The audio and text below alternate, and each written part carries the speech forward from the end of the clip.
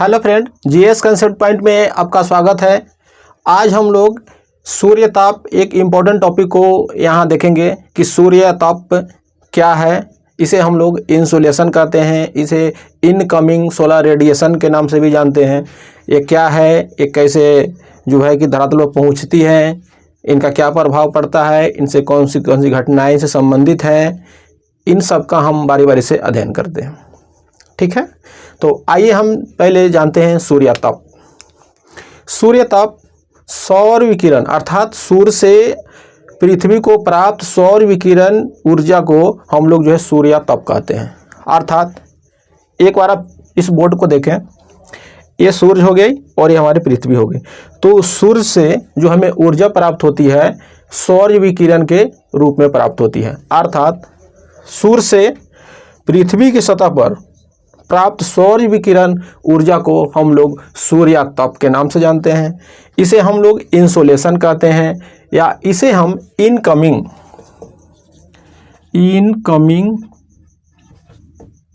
Solar radiation भी कहते हैं। अर्थात इनकमिंग सोलर रेडिएशन के नाम से भी हम इसे जानते हैं। तो आइए इस पूरी प्रक्रिया को हम समझते हैं कि कैसे ऊर्जा उत्सर्जित होती है, कैसे वायुमंडल से होती हुई पृथ्वी की सतह पर पहुंचती है। ठीक है, हम यहाँ जानते हैं कि सूर्य से जो सौर विकिरण उत्सर्जित होती है वह एक बंडल के रूप में होती है, एक गुच्छा के रूप में होती है, जिसे हम लोग सोलर स्पेक्ट्रम के नाम से जानते हैं। ठीक है, इन सोलर स्पेक्ट्रम की बारी बारी से हम चर्चा करते हैं और उसमें देखते हैं कि कौन धरातल पर कैसे पहुंचती है, उनमें से जो किरणें आती हैं, जो विकिरण ऊर्जा है, कैसे पृथ्वी पर पहुंच रही हैं और उसमें से कौन जो है पृथ्वी पहुंच रही है, कौन वायुमंडल में कंज्यूम हो रही है और आगे क्या हो रहा है। ठीक है, तो सबसे पहले हम देखते हैं सूर्य।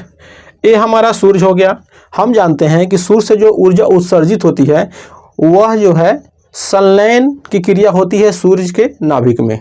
अर्थात हाइड्रोजन के छोटे अणु मिलकर जो है हीलियम में परिवर्तित होते हैं, जिससे एक बड़ी मात्रा में ऊर्जा का उत्सर्जन होता है और इस प्रक्रिया को हम लोग नाभिकीय संलयन कहते हैं और इसे बड़ी मात्रा में ऊर्जा का प्रवाह होता है और यह ऊर्जा जो है पृथ्वी की सतह पर पहुँचती है सूर्य ताप के रूप में। ठीक है, अब देखते हैं सूर्य की जो सतह होती है, इसके बाहरी सतह को हम लोग फोटोस्फीयर कहते हैं या इसे हम प्रकाश मंडल के नाम से जानते हैं। इसमें जो है इसके बाहरी सतह पर इसका जो तापमान होता है 6000 डिग्री सेंटीग्रेड होता है। इसके बाहर सतह का जो है तापमान होता है 6000 डिग्री सेंटीग्रेड होता है और इस मंडल को हम लोग फोटोस्फीयर या प्रकाश मंडल कहते हैं। यहाँ से जो ऊर्जा उत्सर्जित होती है अर्थात सूर्य के बाह्य सतह से जो ऊर्जा उत्सर्जित होती है वो किस रूप में होती है, तो वह फोटोन के रूप में होती है। अर्थात यहाँ से जो ऊर्जा उत्सर्जित होती है उसे हम लोग फोटोन कहते हैं। ठीक है, फोटोन के इसे हम लोग ऊर्जा वाहक के रूप में भी जानते हैं। फोटोन ऊर्जा वाहक के रूप में काम करता है और यह ऊर्जा वहाँ से उत्सर्जित होती है, उसे वो लेकर आगे की ओर बढ़ता है। ये हो गया। अब देखते हैं कि जब सूर्य से जब ऊर्जाएं निकलती हैं तो इस बंडल है जो एक गुच्छे के रूप में निकलती है, तो इसमें कौन कौन सी ऊर्जाएं या विकिरण जो निहित है उसे हम देखते हैं। तो इसमें हम देखते हैं सूर्य से जो ऊर्जा हमें प्राप्त हो रही है वो तो सब शॉर्ट वेव के रूप में आती है, लघु तरंगदैर्घ्य के रूप में ही प्राप्त होती है, लेकिन उसमें भी अंतर होता है उनकी, अर्थात वेव लेंथ में अंतर पाया जाता है। इसमें जो है देखते हैं कि कौन कौन सी प्रमुख वो सौर विकिरणें हैं, अर्थात जो ऊर्जा उत्सर्जित हो रही है वो कौन कौन से हैं और वो कैसे जो है कार्य करते हैं, इनको देखते हैं। तो सबसे पहले हम अगर इसे देखें, हम इसे कम से अधिक की ओर बढ़ते हैं। हालांकि ये तो है शॉर्ट वेव ही, लेकिन उसमें भी अंतर के हिसाब से हम कम से अधिक की ओर बढ़ते हैं।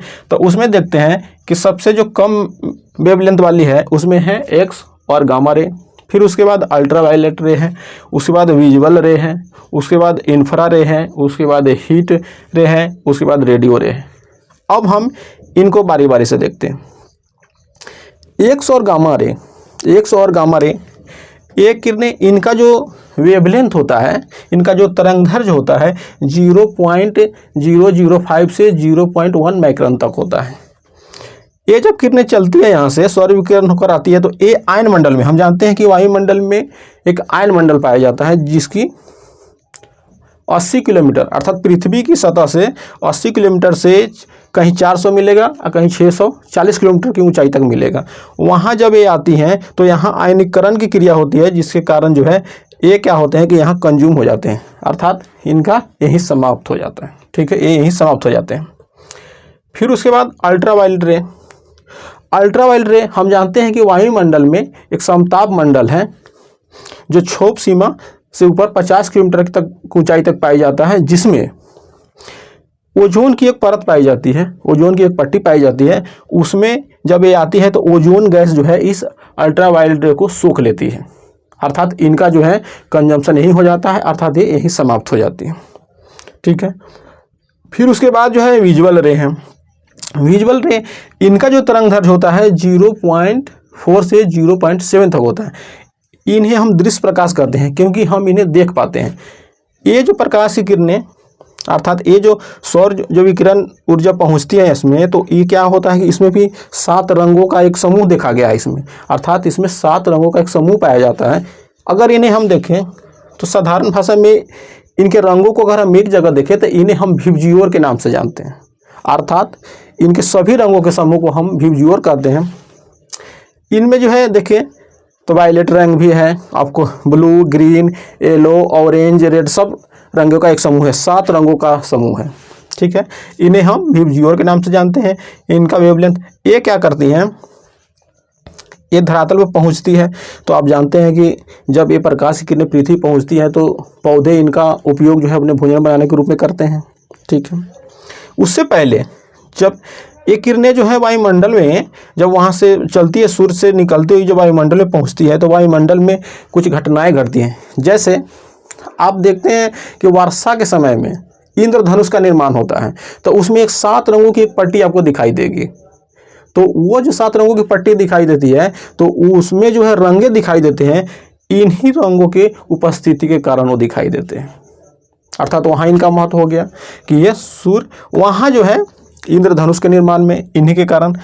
उसमें क्वेश्चन पूछा जाता है, जब इंद्रधनुष की चर्चा आई तो यहाँ बता दें कि इंद्रधनुष में क्वेश्चन पूछा जाता है कि उसके बीच में इंद्रधनुष का जब निर्माण होता है तो उसके बीच में कौन से कलर पाए जाते हैं। तो याद रखिएगा उसमें जो है ग्रीन कलर पाए जाते हैं, उसके बीच में ग्रीन कलर पाए जाते हैं। एग्जाम के दृष्टि से इंपॉर्टेंट है, हालांकि इसकी चर्चा हम लोग करेंगे आगे, लेकिन यहाँ एक पॉइंट आया तो इसलिए मैंने इसको बता दिया। फिर जब देखेंगे कि जब सूर्योदय होता है, सूर्यास्त होता है, तो उस समय हमें जो है आकाश में लाल किरणें परिकिरणित नजर आती हैं। परिकिरणन की क्रिया के कारण होती है, लेकिन वो क्यों होती है, तो इनकी उपस्थिति के कारण। हम जानते हैं कि वायुमंडल में जलवाष्प भी उपस्थित है हमारे, तो जब धूलकण भी हैं, तो जब परिकिरणित होती है इस रे मौजूद के कारण तो ये हमें लाल दिखाई देती है। वहाँ हमने देखा इसको सूर्योदय और सूर्यास्त के समय। फिर अब देखा जाता है कि आकाश में जो है नीला रंग दिखाई देता है, वहाँ भी आप देखेंगे कि ब्लू यहाँ इसमें उपस्थित है, और वायुमंडल में जलवाष्प भी मौजूद है, तो उसके कारण भी इन्हीं की उपस्थिति के कारण जो है ये सब घटनाएं जो है हमें दिखाई देती हैं। ठीक है, फिर है इंफ्रारे। इंफ्रारे इनका जो वेवलेंथ है 0.7 से 30 माइक्रोन तक होता है। इनका वेवलेंथ इन तीनों की अपेक्षा अधिक होता है। ये क्या करते हैं कि ये तीव्र वेग से आए और ये धरातल के नीचे चले जाती है, अर्थात इसे हम देख नहीं पाते हैं। लेकिन हमारे साइंटिस्ट क्या कर रहे हैं, आज इनका जो उपयोग जो है, इन किरणों का उपयोग जो है सैटेलाइट में करते हैं, और सैटेलाइट के माध्यम से हम जो है इनका सहायता से क्या करते हैं कि धरातल के नीचे जो खनिज संपदा उपस्थित है उसके निरीक्षण में, उसके खोज में हम इसका उपयोग करते हैं। ठीक है, फिर इसी प्रकार से हीट रे, जिनका जो है वेवलेंथ जो है 30 से 3000 तक जो है माइक्रोन इनका वेवलेंथ होता है, ये भी क्या करती है तीव्र वेग से आती है और धरातल के नीचे चली जाती है। ठीक है, अर्थात इनको भी हम देख नहीं पाते हैं। फिर जो है रेडियो रे है, इनका जो वेवलेंथ है 3000 माइक्रोन से अधिक होता है, तो ये तो और ज़्यादा हो गई, तो ये भी क्या करती हैं कि ये धरातल के नीचे चली जाती है। लेकिन इन रेयों का उपयोग किया जाता है, जैसे हम लोग रडार यंत्रों को देखते हैं तो उनमें जो है इनका उपयोग होता है। तो इस प्रकार से हमने देखा कि जो सूर्य से जो सोलर स्पेक्ट्रम की जो ऊर्जा उत्सर्जित हो रही है उसमें जो धरातल पर जो पहुंच रही है, वो एक तो हमने देखा विजुअल रे पहुंच रही हैं, बाकी का जो है जो धरातल के अंदर चली जाती हैं, और कुछ जो है वायुमंडल में ही उनका जो है समापन हो जाता है।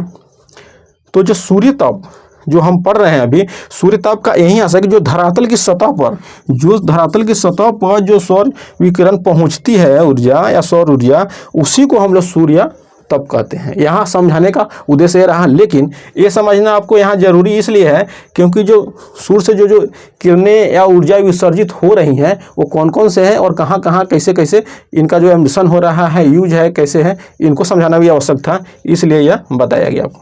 एक सवाल यहाँ आता है कि क्या जब सूर्य से या सूर्य ताप जब पृथ्वी को चल रही है तो वायुमंडल में जब प्रवेश करती है तो क्या यह समान रूप से प्राप्त होती है या इसमें कुछ अंतर होता है या ये कुछ कारणों से प्रभावित होती है? इन्हें भी जानना आवश्यक है क्योंकि यह हमेशा एक समान तो नहीं प्राप्त हो रही है, इनमें कुछ अंतर भी देखा गया है।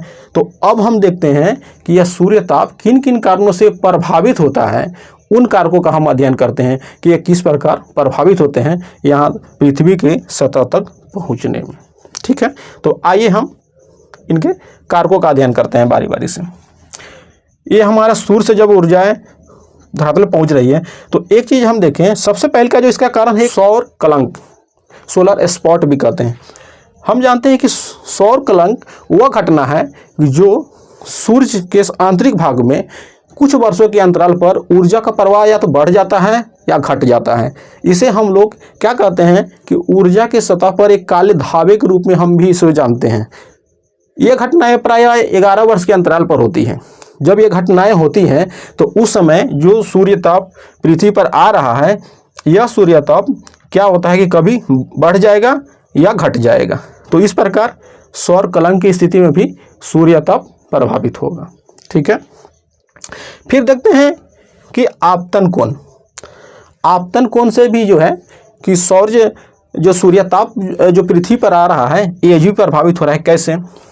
हम लोगों ने फिजिक्स में पढ़ा था, ये आने वाली किरण जब यह विलंब पर पड़ती है तो आने वाली किरण और यह विलंब के बीच जो कोण बनता है इसे हम आपतन कोण कहते हैं।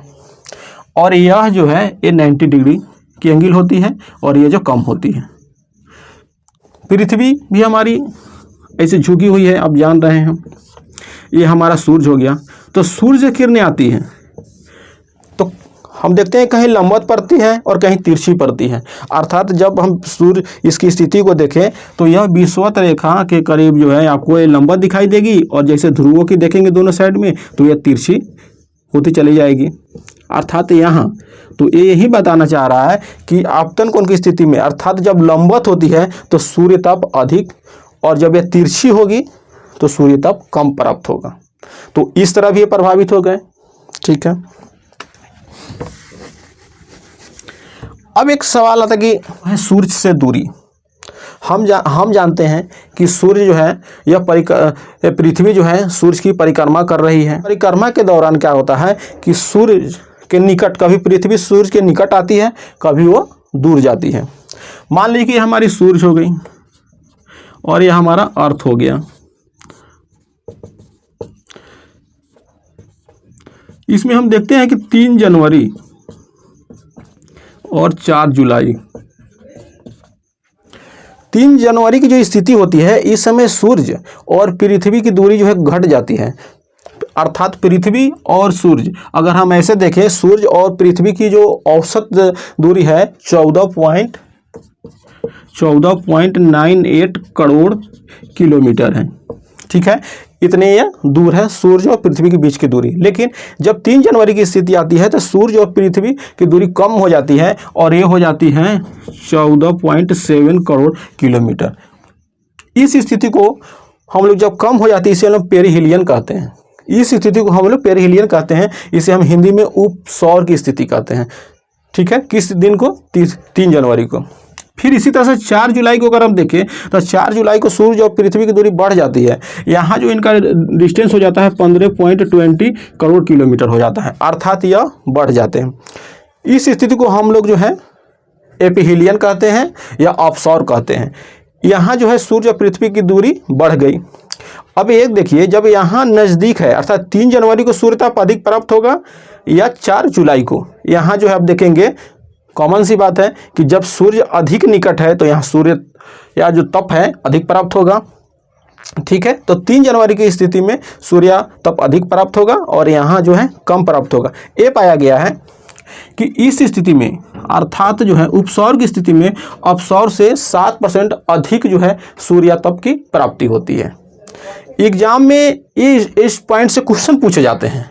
कभी क्वेश्चन पूछा जाता है कि अपसौर की स्थिति क्या है, किस स्थिति को उपसौर की घटना होती है या स्थितियाँ बनती हैं, या अपसौर क्या है, उपसौर क्या है, कब बनती हैं। इस तरह के एग्जाम में हमेशा क्वेश्चन पूछते रहते हैं, विशेषकर एसएससी वगैरह एग्जाम में यह क्वेश्चन बहुत ही इंपॉर्टेंट है। इसलिए आप इसे ध्यान से समझें ताकि जो है आप इस से संबंधित जो प्रश्न पूछा जाए तो आप गलत न करें। यह हो गया। फिर हम देखते हैं कि वायुमंडल की अगर पारदर्शिता, अर्थात ये वायुमंडल है, ये सूर्य या तप यहाँ से आ रही है, अगर वायुमंडल में अगर बादल, घने कोहरे आदि का अगर निर्माण हो जाए, क्योंकि हम जानते हैं कि वायुमंडल में धूलकण, जलवाष्प सब हैं, तो ऐसी स्थिति में क्या होगा, जब यह घने होंगे तो सूर्य तप जो है यहाँ प्रभावित होगा, अर्थात धरातल पर कम प्राप्त होंगे, तो ये भी इनको जो है प्रभावित करने वाले कारक हो गए। अर्थात मान लीजिए ये हमारी पृथ्वी हो गई और ये हमारा जो है वायुमंडल हो गया और यहाँ घना बादल हो गया, ये हो गया, तो यहाँ जो सूर्यता पाएगी यहाँ तो हमें रुक गई, यहाँ तो कम प्राप्त हुई। इस संदर्भ में जो है ना किमले ने बताया है कि एक चीज़ कि उनका कहना था कि जब अंतरिक्ष में बादल घने होते हैं तो जो सूर्य तप जो पृथ्वी पर पहुंचती है उसमें 44% कम हो जाती है। ठीक है, 44% की मात्रा कम हो जाती है। अब हम यहाँ बादल की पारदर्शिता संबंधित एक देख रहे हैं, तो एक यहाँ सवाल बनता है, पूछा जाता है कि मेघ आच्छादित रातें और मेघ विहीन रातें गर्म होता है, अर्थात मेघ आच्छादित रातें गर्म होती है क्यों, क्वेश्चन पूछा जाता है। तो आप देखिए ये हमारी पृथ्वी हो गई, अब यह बादल यहाँ पर घने हुए हैं, तो जब हम सौर विकिरण से तो कुछ हमारी पृथ्वी पर ऊर्जा आ ही रही थी, अब पार्थिव विकिरण भी करती है। जैसे मान लें कि दिन में हम सूर्य से प्राप्त ऊर्जा को लिए और जब रात में पृथ्वी जो है अपनी ऊर्जा को उत्सर्जित करती है तो इसे हम लोग पार्थिव विकिरण कहते हैं, या पृथ्वी से उत्सर्जित ऊर्जा को हम लोग पार्थिव विकिरण करते हैं, ऐसे समझ लीजिए। तो ये क्या होता है कि जब बादल घने होते हैं तो ये रिटर्न हो जाती है फिर धरातल की तरफ, तो इस तरह से जो है यहाँ जो है इनका परावर्तित होकर ये फिर वापस ही लौटती है, जिसके कारण जो है ये जो है धरातल पर फिर बनी होती है और यहाँ का जो वातावरण गर्म हो जाता है। तो इससे अगर क्वेश्चन पूछे जाते हैं तो इसको आप ध्यान रखेंगे, ये गलत नहीं होगा, आपका जो कंसेप्ट इसका यहाँ है। फिर देखते हैं कि दिन की अवधि से भी प्रभावित होता है सूर्य तप। जैसे दिन के समय क्या होगा कि सूर्य तप की अधिक मात्रा प्राप्त होगी, लेकिन रात के समय कम प्राप्त होगी। तो इस तरह से भी ये भी एक इनके फैक्टर हो गए जो सूर्य तप को प्रभावित करने वाले। फिर देखते हैं कि कैनोपी, हम देखते हैं कि वर्षा वन वाले क्षेत्र में जो है कि जो वृक्ष होते हैं बहुत घने होते हैं और उनके जो है पत्तियां जो है एक जाल के रूप में बने होते हैं, अर्थात एक जाल के रूप में संगठित हो जाते हैं। और यह जो है कि इसके सतह पर जब सूर्य प्रकाश की किरणें आती हैं और या सौर ऊर्जा जब आती है तो यह क्या करते हैं कि उनका उपयोग जो अपने भोजन के रूप में करते हैं। इससे क्या होता है कि अब धरातल पर जो है इनकी मात्राएं जो है थोड़ी कम हो जाती है, जो पृथ्वी की सतह पर पहुंचने में जो है कम हो जाती है, वहाँ उनका उपयोग हो जाता है। तो इस तरह से हम देखते हैं कि यह कैनोपी भी जो है सूर्य तप को प्रभावित करते हैं।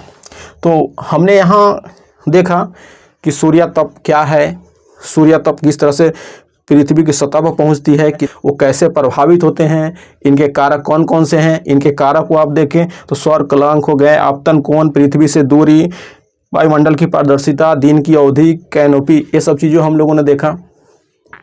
ये एग्जाम के दृष्टि से बहुत ही इम्पोर्टेंट है। ठीक है, इसलिए जो है मेरा पूरा प्रयास रहा कि इससे संबंधित जो भी क्वेश्चन बनते हैं या आगे बनने की संभावना है उसको हमने पूरी तरह से बताने का प्रयास किया, ताकि आपको जो है एग्जाम में किसी प्रकार की समस्या ना हो और आप किसी भी प्रश्न को आसानी से कंसेप्ट के साथ हो या फैक्ट के साथ आप हल कर पाएँ। ठीक है दोस्तों, फिर इसके बाद मिलते हैं अगले किसी वीडियो में एग्जाम ओरिएंटेड वीडियो के साथ। तब तक के लिए धन्यवाद।